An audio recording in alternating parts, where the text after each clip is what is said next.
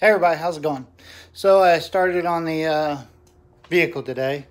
As you can see, I went to Harbor Freight and got me some blankets. And I think I got about everything covered I can cover. Wish I had a little bit further down on that firewall. Ordered those hooks or those magnets off of eBay or Amazon. And they have a plastic coating on the back and with it on the cloth on this side. They're 100-pound magnets, so they hold really good. I can use the hook now with some zip ties, pull this stuff up, put a rag behind it so it doesn't scratch on the firewall. This chip and this chip was already there. I took photos of it before I started taking the car apart. Also had to document on some of this over here that was done and some other spots on the car I noticed.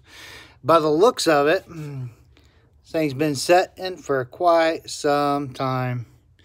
It was a really good little motor that was in there. As you see, he had the valve covers painted. On the tune port injection intake piece, it was all painted up to match. It's a real fancy bracket for the alternator and stuff. We're not going with that this time. This new setup isn't going to be as fancy as far as the brackets and stuff. It's going to be more functional. So it's going to make it more of a driver. A little bit more power and a lot better handling. So, but yeah, I got the valve covers off. About to pull the intake off.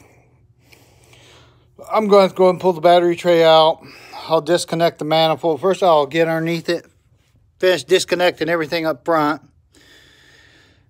Then I'll get underneath it and do the exhaust and pull the manifolds.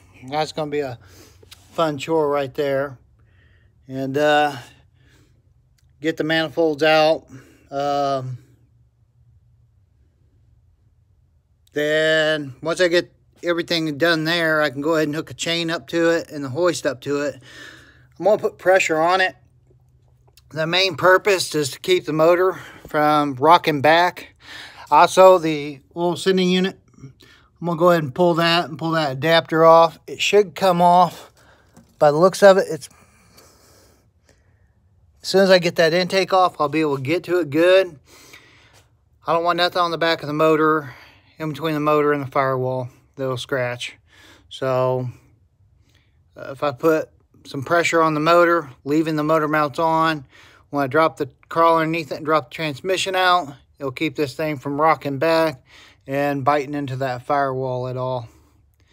That's probably the hardest thing about this job here, is not scratching it. The underside is painted the exact same color as the car, so it's definitely a show car. But that's basically where we're at right now. So thanks for tuning in. Comment, share, like. Let me know what you think. Anybody that's done one that might have any tips on the 55 that I might want to look out for, please let me know. Comment. Other than that, that's it. Thanks for tuning in.